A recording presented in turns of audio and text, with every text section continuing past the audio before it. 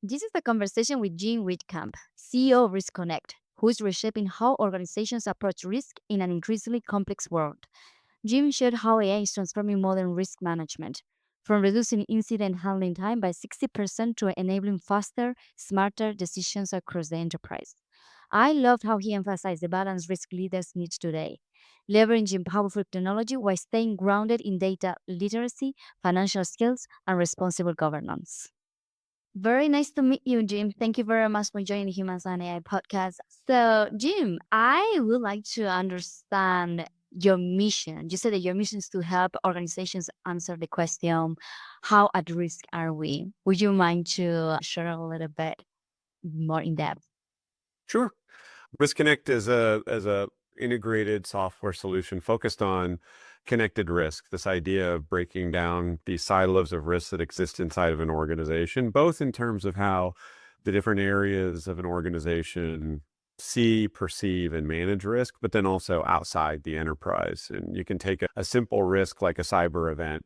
And in isolation, a CISO is worried about the defense perimeter and cyber controls in these aspects. But at the same time, if it's impacting a third-party logistics provider, it's a third-party threat. At the same time, that might impact consumers in terms of deliverability of their inventory based upon supply chain disruption. That impacts financial risk as it relates to maybe regulatory controls or financial requirements. Very quickly, all of these parties inside an organization need to understand and manage this risk holistically and together, and they have a hard time doing that. And we provide technology that brings that picture together and then gives them capability to manage the workflows and activities related to understanding that risk, managing it, recovering from it, and then closing the loop to circle back and avoid it.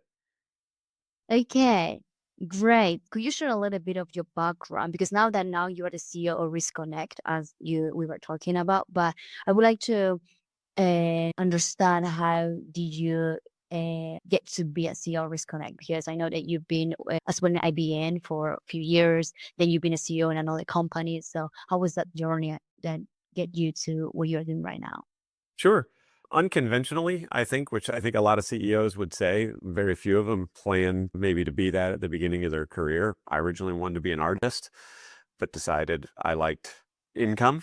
And so pivoted to accounting of all things. So I got my journey started in the technology realm, really started in the financial function, which is a cool place to start because you get to see from a balance sheet and income statement everything a business does. And when you think about a business like IBM that's in software, hardware, services, consumer, industrial, defense, it's like you see a lot. And early in my career, I had the opportunity to lead large transformation projects, and some of my involvement and my biggest learnings coming from biggest failures were realizing that it wasn't technical that was usually the problem. It was around blind spots and things you didn't know. And in that, even before I had a concept of risk or came into the risk industry, I started to learn that risk didn't live in one area, right? It's in the seams between the decisions, and no one really owns it unless you really perfect that handoff. And so over the course of time, that kind of ultimately led me to Riskonnect. And what I loved about it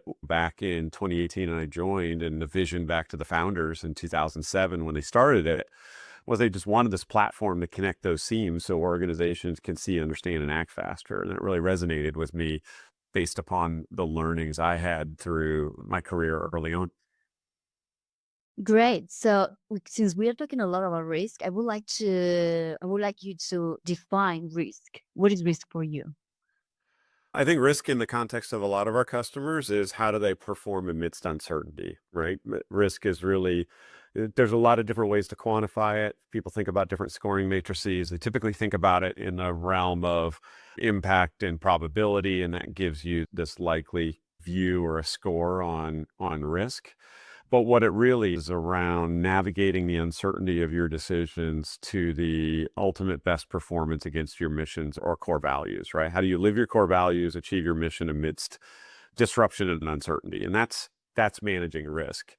There are tons of different ways in which that gets done. And those controls that you put in place, am I managing the risk or am I transferring it? You think about insurance. Am I taking physical protections, virtual protections? Am I not taking decisions to avoid risk, or am I taking the decision and embracing that risk, but best managing it? It's just such a multifaceted environment from there. But the heart of it is, how do I navigate this uncertainty?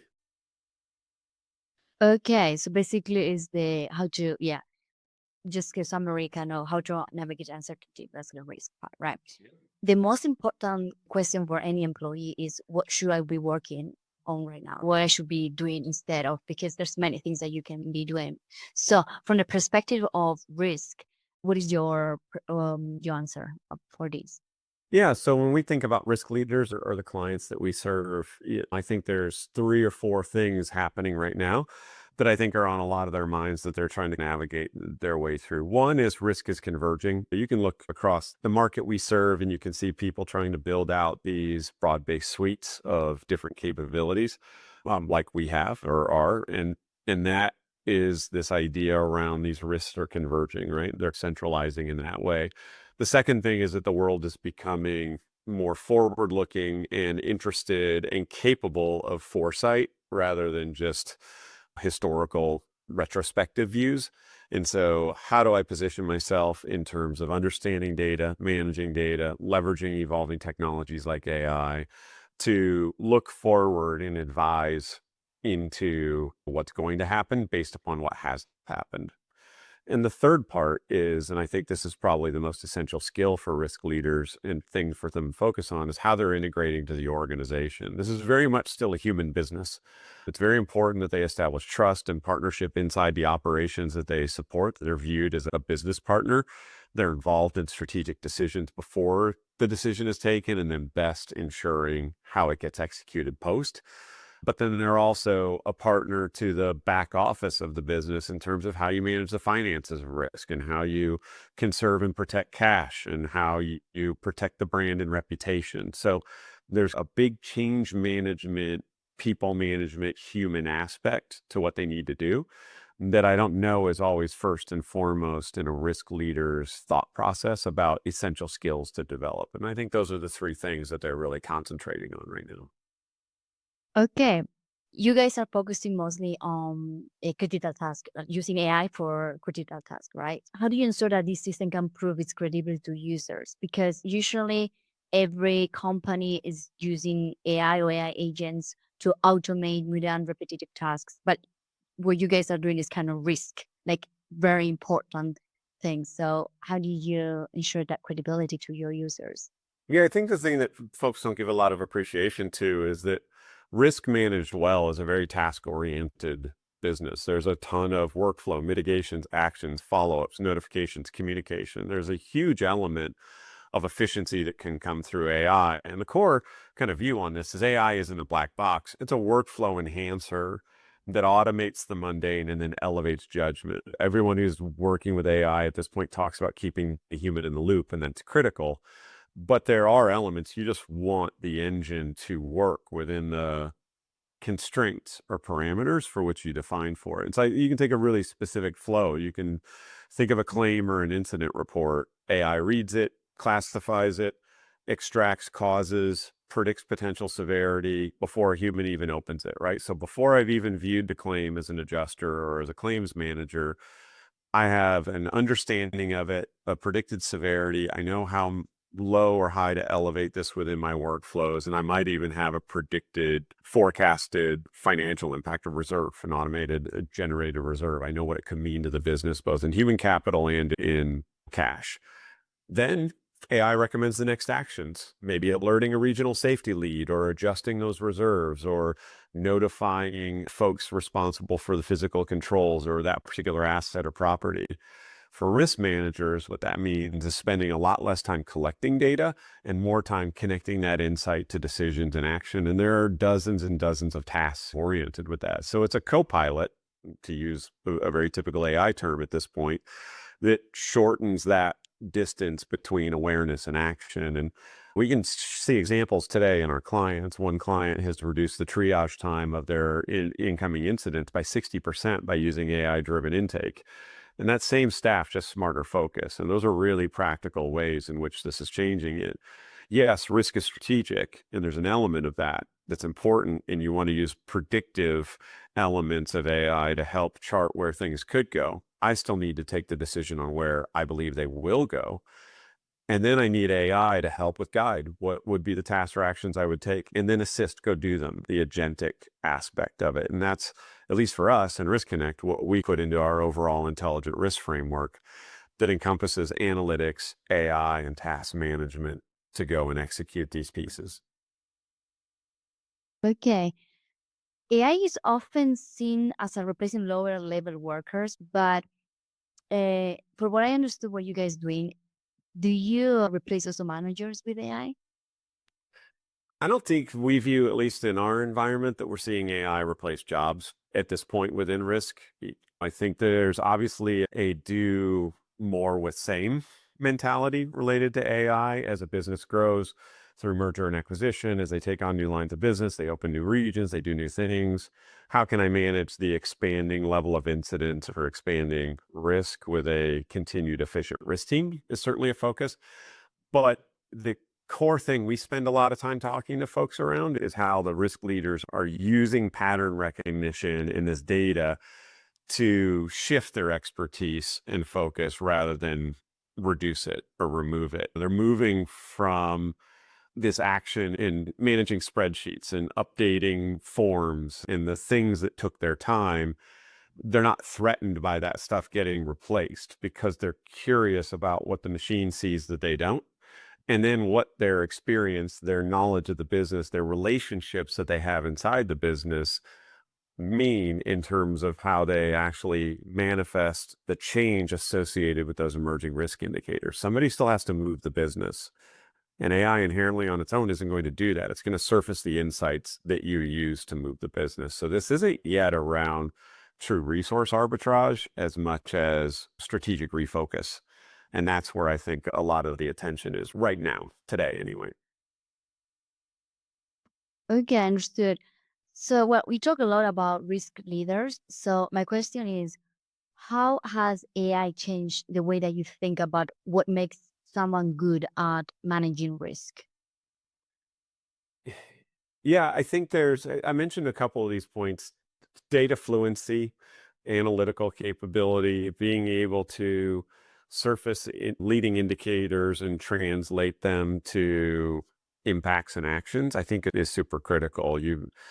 Frankly speaking, maybe you don't need to be as good as you used to be around a pivot table and merging multiple Excel files and navigating SharePoint as you do about actually applying risk frameworks to prioritize and manage risk effectively. And that's the big piece to me. The hardest part isn't the tech, I don't think. It's unlearning our old models and way of thinking and changing that mindset. That's the real challenge. AI is the most powerful resilience tool we've ever had. That's great.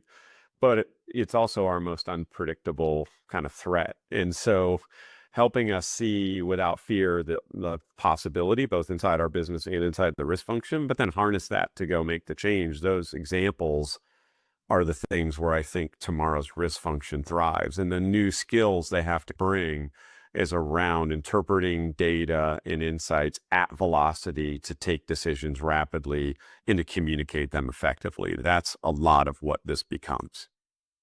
Because what we are talking about threats, right? How AI, like we, as the CEO of the company Riskonnect, you guys detect threats, but it also creates new ones when you are detecting them. But how are the opportunities that when you detect these threats, what are the opportunities as in the same? I don't know if I'm being clear. Yeah, sure. Now, AI has a double edge, right?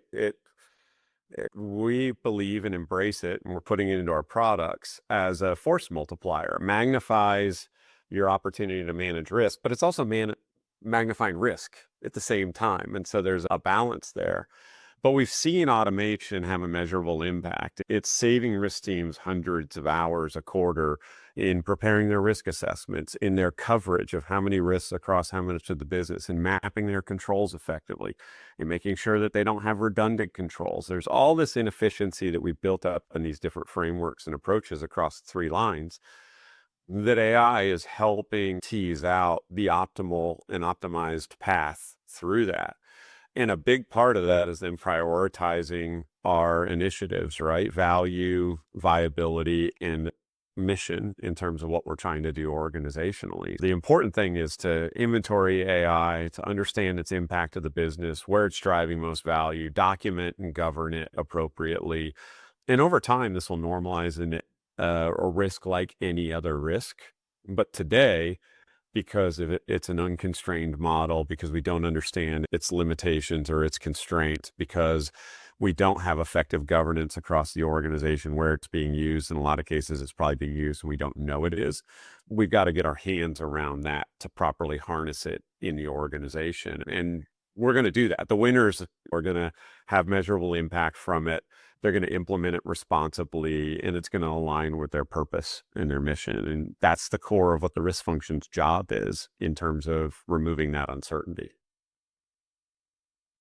Are there any companies or leaders that you admire in this field of risk management?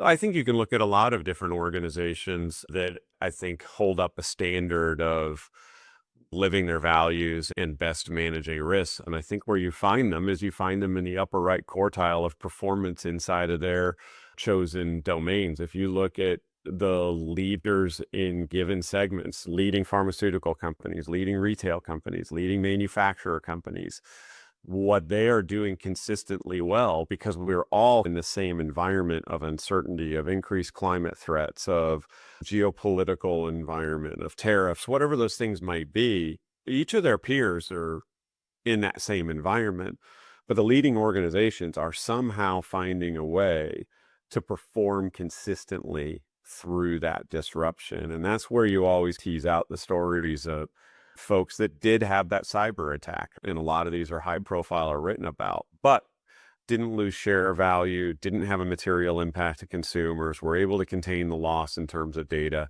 and their recovery time was short and the amplitude of their impact was low. And anytime you see examples of those kinds of organizations with very public facing manifestations of risk that are able to get through it resiliently, you can't leave but impressed with the way they managed it. And you usually see a consistency. Their communication is clear, it's transparent, they acknowledge to the market what's happening, they are clear on timelines and mitigations, they're authentic with employees, and then they're determined in what their next steps are. And those are always the leaders I look to and try to emulate when you think about how you adjust to unpredictability in your business. Great. Jim, what does responsible AI look like from a risk management perspective? I think it has a few core tenets for sure. One is it's aligned with your core values, right? You're living your core values. Two, it itself has guiding principles in terms of how you ensure that it's ethically deployed, that you're managing it for bias, that it is secure and protected on your most important and critical and confidential data, that its outcomes and outcome driven orientation is predictable in terms of its accuracy, right? You've got to test, you've got to audit. You start with clarity and visibility and transparency, and then you move to impact and efficiency, right? That's the last third piece, is that it's driving real measurable impact. And I think organizations that are thinking about it in that way, it becomes a lot like any other technology that you're deploying. It should be making me better. It should be something where I understand its risk inherently and I can inventory that. AI is just a bit different because it's one of the few technologies we can use that can't be reduced to the sum of its parts. You put this data in, you have AI, you expect this data out, but A plus B doesn't necessarily equal C, because it can come up with outcomes that were non-predicted based upon how it grows, what information it's consuming. So you constantly have to test against it to understand the variability of what's happening to make sure that you are achieving the original goal you had. And I think there's the leading organizations that are harnessing best that are putting in place mature AI governance models and approaches and systems to do those things, to inventory it, to document it, to test it, and to manage it as a specific risk. All right. At the beginning of our interview, you mentioned that we should keep people at the center of AI adoption. So, how do you cultivate that culture at Riskonnect? I think we try to manage, I guess, an idea around that in a way in which we manage my strengths at Risk Connect. And if I think about myself, I'm a connector and pioneer. That's what I bring to the table in terms of try to innovate and bring together these different pieces of either technology we built and people we have or companies we've acquired to best deliver. For us, we look at it as how do we harness those skills and strengths into the future. And a lot of that, I think, in the future of risk belongs to integrators, people who can connect risk data and decision making, right? And tie that together. Tomorrow's leaders outside, so in our customers, need data literacy. They need to move fluidly between technology and boardrooms, and they need to know that risk is not about control, it's about context. You can take that same mirror and you can put it on Risk Connect. We've got 4 core values. One is Spark. That's a bias towards action. Another is Pioneer. That's this idea around innovating, not just for the sake of innovation, but cultivating it over time. Another core value is Focus. That's do what we say we're going to do. And then the last is Community. That's support the teammates around us and our clients. And in a lot of cases, that means we need information literacy and context about what our clients are doing. We need systems thinking in terms of how our clients are delivering value to their organizations. We need to move fluidly between our technology and their context of what they're doing. And 10 years ago, inside of a company like Risk Connect, it was about only technology and feature and function. Now it's about context and outcome. And that's when you are a software as a service business where every client gets to renew their relationship with you over time. You have to, in today's cost pressures in competitive environment, you have to continually improve those outcomes and value. And that's the way I think Risk Connect's colleagues are oriented towards elevating that client experience. And if the client's winning, we're winning. And I think that's a culture we've developed here. Okay, so looking ahead, since we were already talking a bit about future, uh, how AI will continue to transform the role of risk leaders, risk leaders. I think it's about delivering empowerment, right? So it's driving activity because you have the right data at the right time to provide the right insight, not over mandates. The history of a lot of risk activities were in the policy, right? They were in compliance to the policy. I evaluate these different things. I look to change behavior by documenting how I would like you to behave. And then I test to see if you are actually living to the controls or the compliance of the policy that I set. I don't think that's how organizations scale. I don't think that's how they succeed in the long term. They succeed by creating an environment of empowerment and trust that people are going to know the right thing to do because it's aligned to the strategy and it's living inside the risk tolerance and appetite as governed by our values. And that's a lot to say on a word. You can't put that on a PowerPoint page or hang that on the wall and people are going to know what to do. But what they will know what to do is if you involve teams early in what good looks like, if you bring them around the table to align strategy with KPIs and then KPIs to key risk indicators and track and show and transparently manage those things, you can utilize that to remove friction and not authority and engage with the organization. And this is about being back to being a partner with the operations of the business. So I think that future of that risk leader is somebody who inherently really understands what the company does, how they do it, what the on the ground experience is in delivering the product or service that organization delivers, and then maps how risk supports that. I think our history has been a lot more the other way.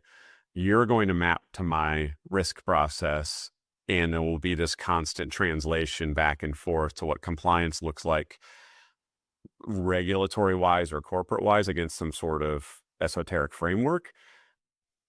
And then you go manage your business, but you've got to constantly check back and forth. Where I think tomorrow it's going to be more seamless and the business will operate inside of a governance that is more integrated and more fluid to the context of how the business works. And the risk leaders that I think achieve the most for their organizations will understand that context.